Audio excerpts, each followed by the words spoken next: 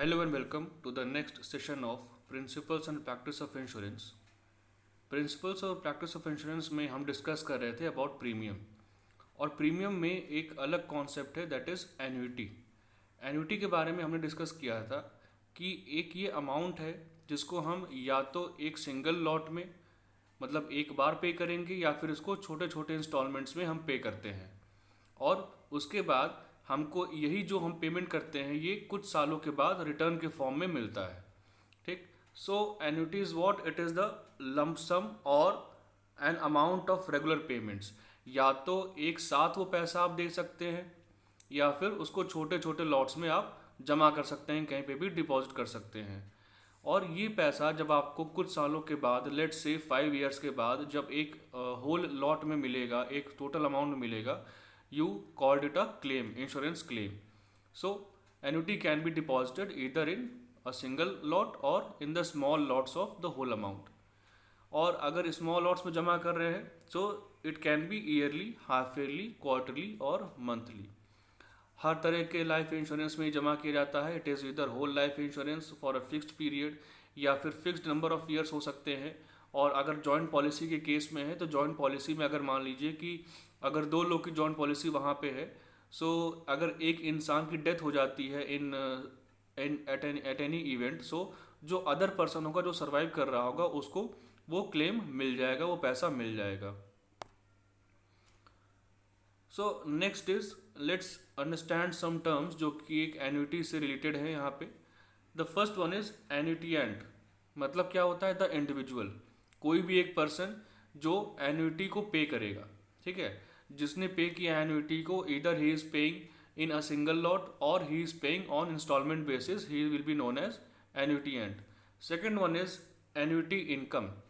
जो भी income arise हो रही है बिकॉज ऑफ एन्युटी पेमेंट्स, यानी the amount income payable to the individual. जैसे मान लीजिए कि इस केस में क्या है कि एक एग्जांपल समझ के चलिए कि प्रीमियम जब हम भरते थे, so as a policy holder we were paying premium से मंथली कुछ सालों के लिए और उसके बाद से हमको उसका अमाउंट मिल जाता था। लेकिन यहाँ पे क्या है कि हमने पैसा पहले दे दिया है और एन्युटी के फॉर्म में वो रिटर्न हमको मिल रहा है। ठीक, we are getting the return in the form of annuity. और एन्युटी एक साथ भी मिल सकती है या फिर छोटे छोटे इंस्टॉलमेंट्स में भी आपको मिल सकती है। सो आपने यहाँ पे पैसा पहले लगा दिया है और वही आपको कुछ सालों के बाद एन्युटी के फॉर्म में मिलेगा। It is just like a kind of retirement benefit plan. ठीक है, आपने जब तक सर्विस की आपने कुछ ना कुछ अपने सैलरी का अमाउंट हर महीने कुछ जमा करते रहे, इधर हाफ ईयरली या फिर मंथली। और जब वो रिटायरमेंट का समय आपका आया है तो रिटायरमेंट के बाद आपको वो पैसा एन्युटी के फॉर्म में मिलता है। अब एन्युटी एक साथ भी मिल सकती है और छोटे स्मॉल में भी, छोटे अमाउंट्स में भी आपको मिल सकती है यहाँ पे। Next is deferment period. The period from the date of the contract to the date on which the annuity payments begin. ठीक, ऐसा कॉन्ट्रैक्ट है जहाँ पे जो डिफरमेंट पीरियड वो कहलाता है कि जब आपने कॉन्ट्रैक्ट में एंटर किया, वहाँ की जो डेट उस पर पड़ी होगी, वो डेट जब इशू करने की डेट होगी कॉन्ट्रैक्ट, उस डेट से लेकर जब आपको एन्युटी की पेमेंट मिलना स्टार्ट हो जाएगी, that period will be called as deferment period.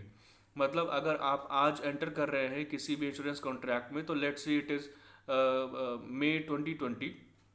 मई 2020 में आपने किसी भी कॉन्ट्रैक्ट में एंटर किया और यहाँ से लेकर के जब तक आप उसमें पैसा जमा करते रहेंगे, ठीक, रेगुलर पेमेंट्स करते रहेंगे, और लेट्स से आपने 5 साल तक पैसा जमा किया है, सो 5 साल तक जो भी आपका टाइम पीरियड होगा that will be called as deferment period.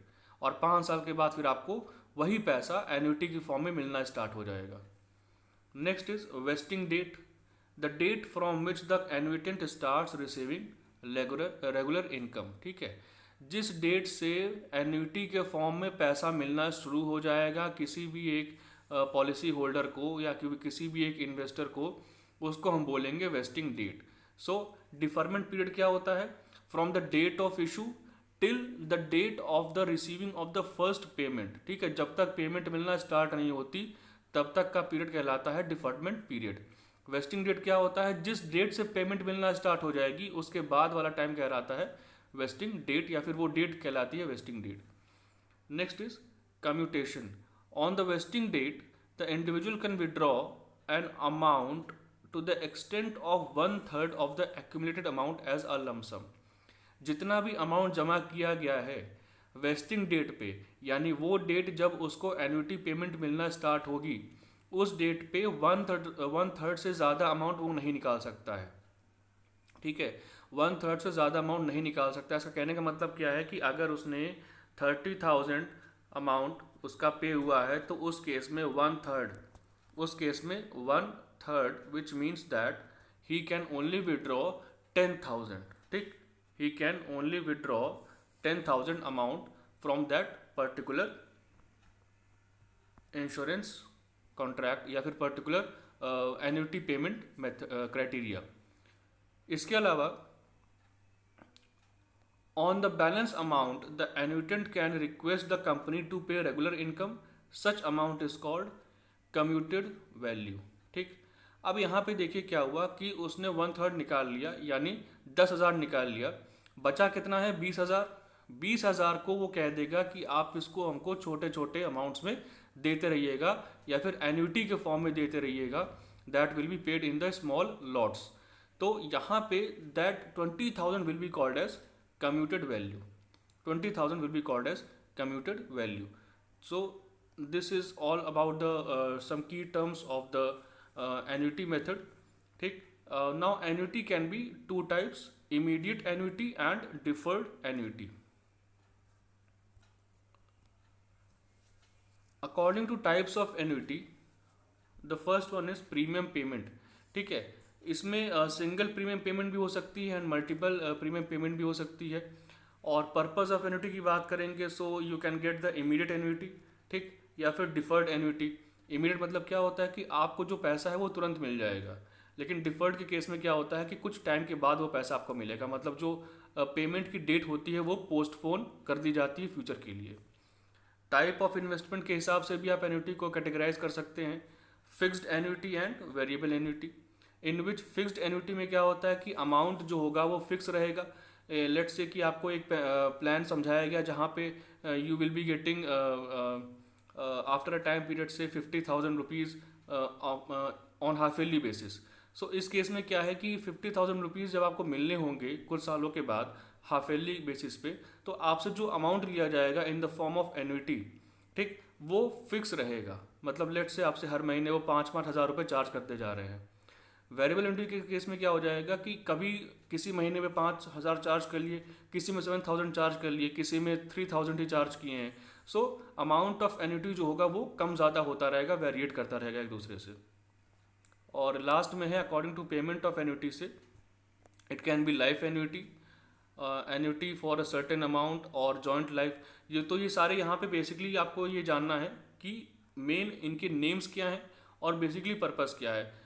It is not very important from the exam point of view, but you should know the types of annuity basically.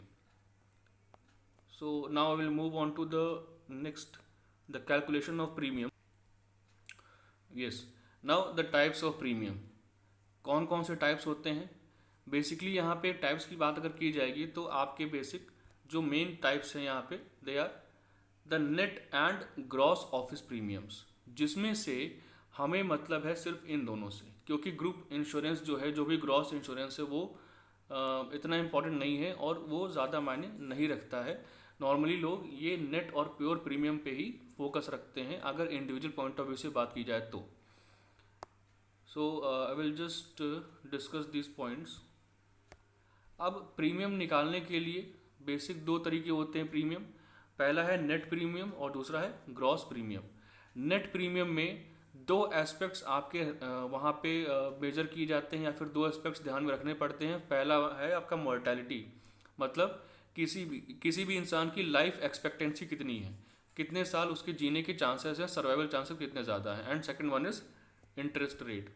ठीक, जो भी इंटरेस्ट रेट मार्केट में है या फिर आगे जाके वो इंटरेस्ट रेट कितना बढ़ने वाला है या कितना कम होने वाला है, that will be the main criteria while deciding the net premium methods.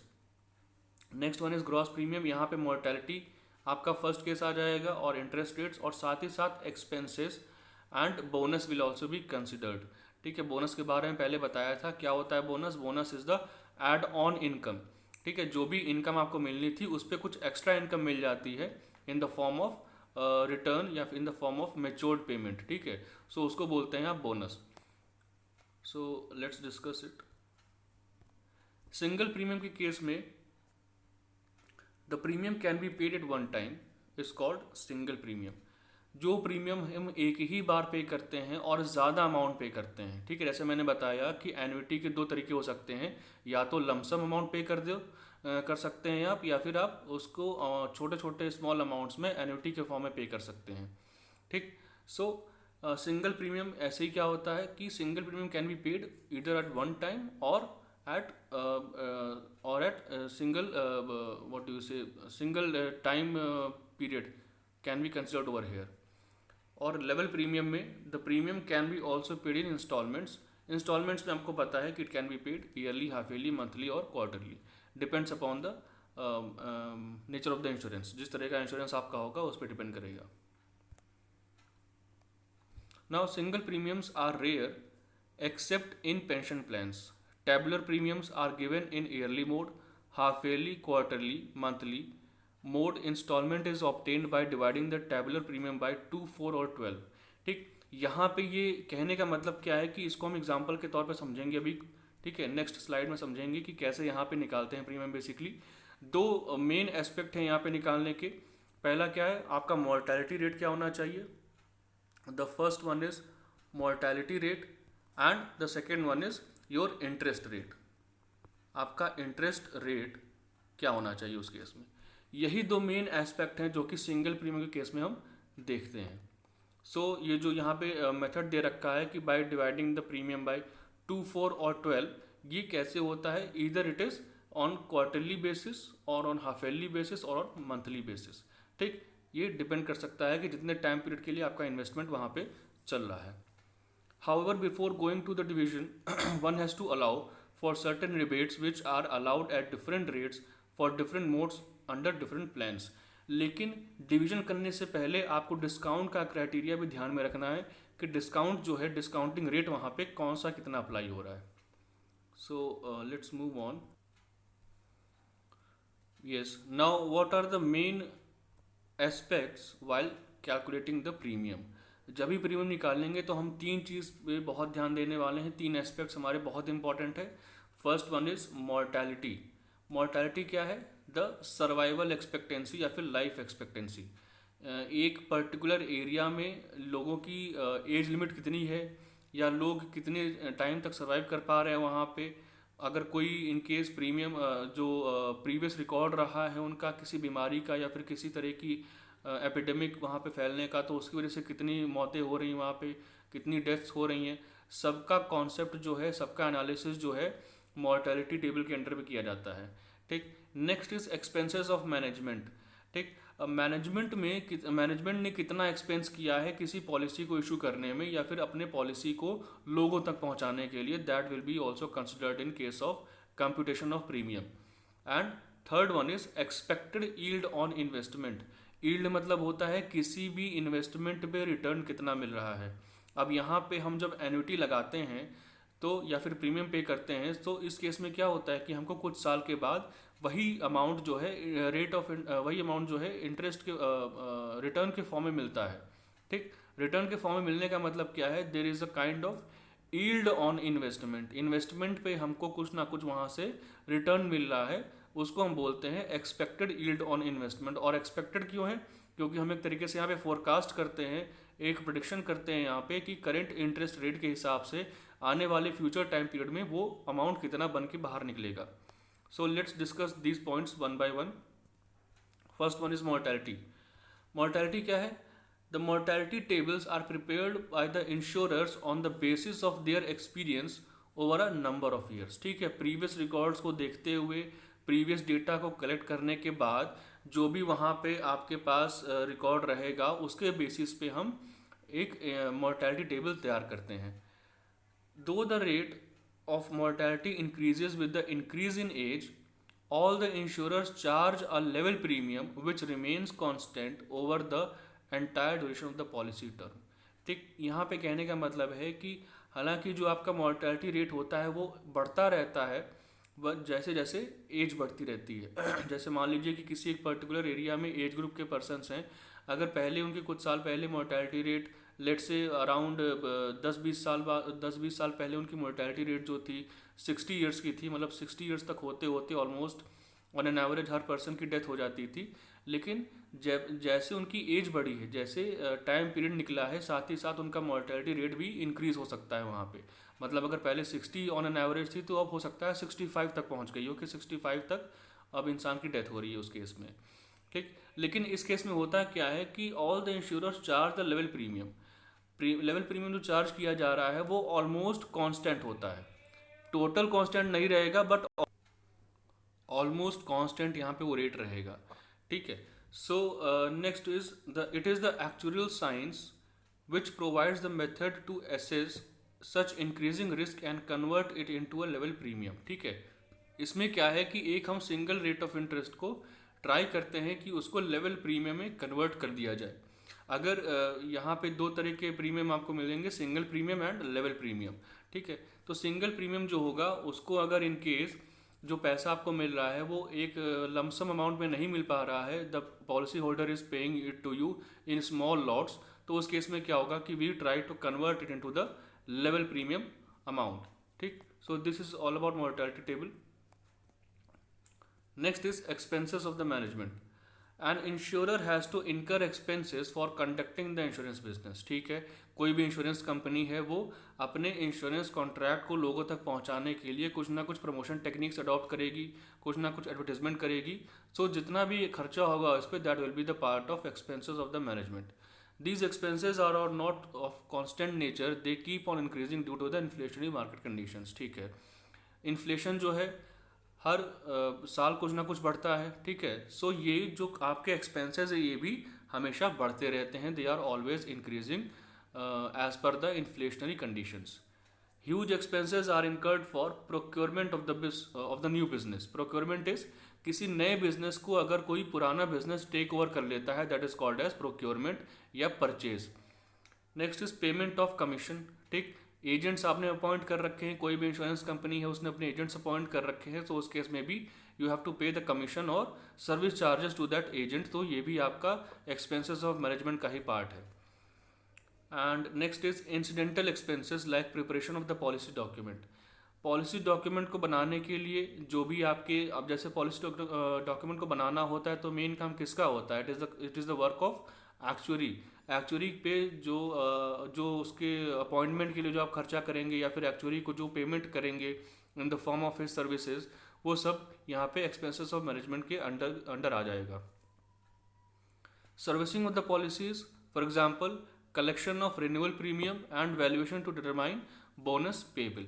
इसके अलावा दो एस्पेक्ट्स यहाँ पे और हैं कि सर्विसिंग ऑफ पॉलिसी के अंडर में आपका अगर आप रिन्यूअल प्रीमियम कलेक्ट कर रहे हैं तो वहाँ पे भी कुछ ना कुछ आपका चार्ज लग जाता है, कुछ ना कुछ एक्सपेंसेस आपको इनकर करने पड़ेंगे। And valuation to determine bonus payable. ठीक। अगर बोनस भी देना है वहाँ पे, सो बोनस भी आपके ही अकाउंट से जाएगा, एक इंश्योरर के ही अकाउंट से जाएगा, so that will B also added to the expenses for the management। So these were the basic points which are regarded as the expenses for management। और जहाँ लास्ट पॉइंट यहाँ पे है payment of the survival benefit and death claim in case of maturity benefit. ठीक है। Payment अगर कर रहे हैं सर्वाइवल बेनिफिट का, जहाँ पे पेमेंट आपको मिलती है in case of endowment policy, कि अगर पर्सन सर्वाइव कर जा रहा है तभी भी उसको हम पैसा देंगे ही, तभी भी उसको कंपनसेशन पे किया जाएगा। So these are all the part of expenses of management। Now next aspect is expected yield on investment। ठीक है। अगला एस्पेक्ट जो है हम देखते हैं while calculating the premium, that is expected yield on investment।